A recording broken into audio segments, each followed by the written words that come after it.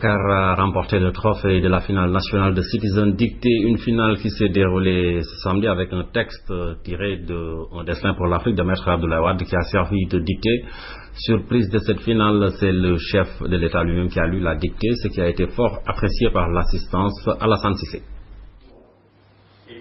La salle des banquets du Palais de la République a abrité la finale de Citizen Dicté, une initiative du groupe Citizen qui a regroupé les candidats des 14 régions du Sénégal.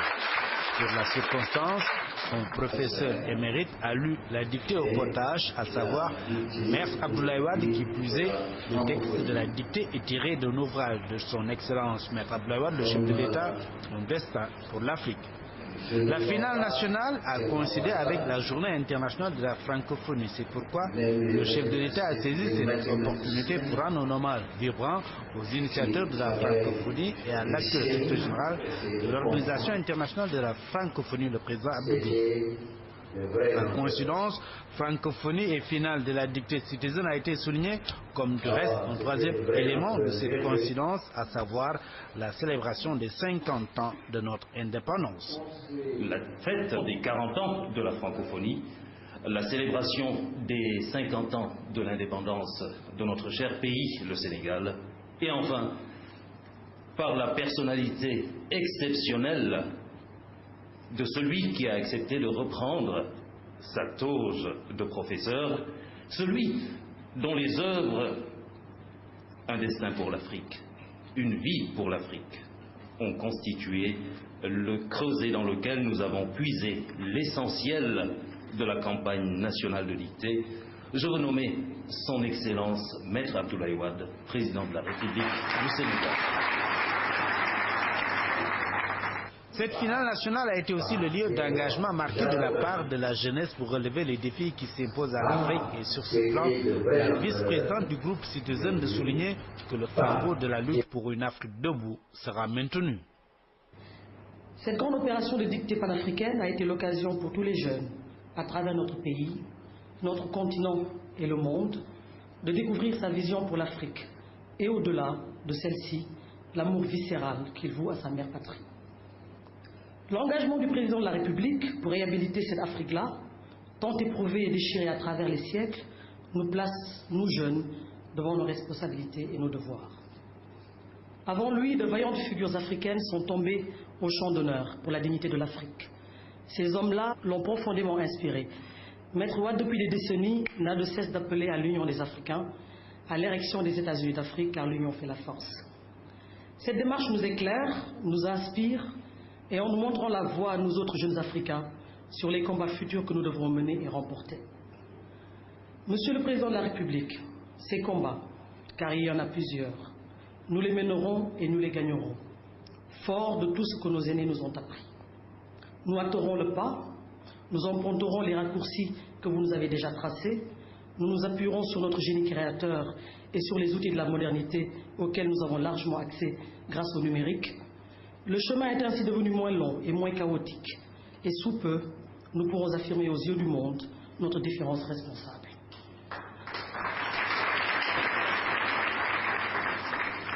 Tout n'est pas rose, bien entendu. Nous avons conscience de nos faiblesses, d'aujourd'hui ou d'hier.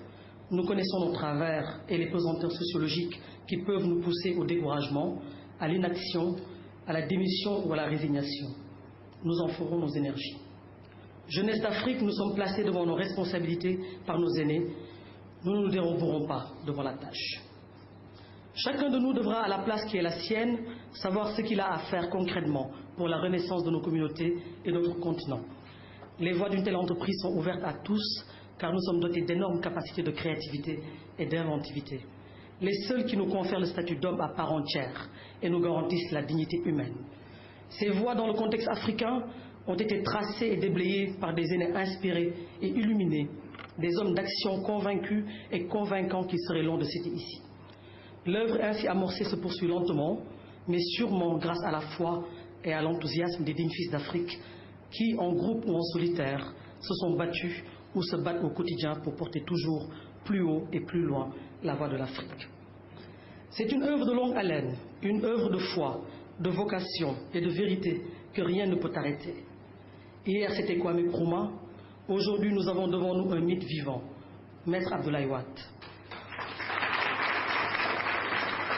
qui a poussé l'engagement et la foi jusqu'à la conception et la construction d'une statue de notre Renaissance. Chez Citizen Group, nous avons déjà engagé le combat et nous l'avons placé sous l'égide de l'éducation. La fondatrice du groupe, ma sœur Oumouane, qui est désespérée de ne pouvoir être parmi nous aujourd'hui, s'est fixé une mission des plus ardues, faire du service public en étant une société privée. Nos services, tous nos services sont gratuits et le resteront.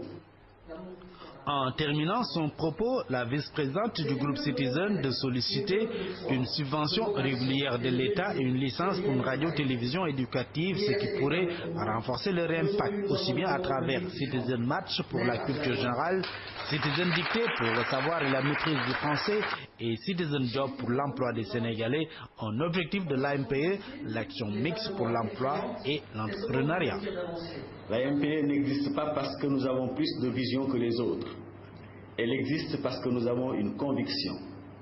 La profonde conviction qu'il n'y a pas de fatalité et que des remèdes existent contre le chômage, surtout le chômage des jeunes. L'AMPE a été pensée, pour utiliser une métaphore, comme un protocole. C'est un ensemble d'éléments qui la composent pour apporter des solutions à un problème multidimensionnel. Madame Oumouane, en créant le concept de la MPE, l'a doté de 3 branches pertinentes et complémentaires pour permettre à chaque Sénégalais, même ceux de la diaspora, d'accéder à toutes les informations nécessaires dans la recherche d'un emploi digne et pérenne. La MPE, c'est une plateforme Internet ergonomique et claire que tout un chacun peut utiliser, quel que soit son niveau en informatique. Chaque Sénégalais peut s'y inscrire et avoir accès à toutes les offres d'emploi disponibles, et cela au quotidien. Avant d'entamer la lecture de la dictée, le chef de l'État a tenu à féliciter l'initiatrice de cette dynamique, Madame Oumouane. Je voudrais à ce niveau féliciter Madame Oumouane, votre sœur Rakiwan. C'est ma fille. J'étais dans la même classe que son père à l'école William-Ponty. Je comprends aujourd'hui, avec ce que vous avez dit, qu'elle voulait, comme on dit, ou comme disait le vieux philosophe grec, prouver le mouvement en marchant. Et aujourd'hui, je suis convaincu. Je suis tellement convaincu que j'accède à votre demande de soutenir votre action à travers le ministère de l'Éducation. Je vous demande donc de lui transmettre mes félicitations pour tout ce qu'elle fait pour l'art, pour la communication et pour les enfants. Construire l'Afrique de demain, c'est le titre de la dictée que le chef de l'État a lu. Il a invité tous ceux qui étaient dans la salle à participer à cet exercice passionnant et rappelant pour certains beaucoup de souvenirs sur les bancs de l'école. Au finish, les résultats donnent les 3 premiers qui sont de Dakar avec l'école Mariam Abba, le lycée Limamoulaye et un lauréat de l'ENSU de Dakar.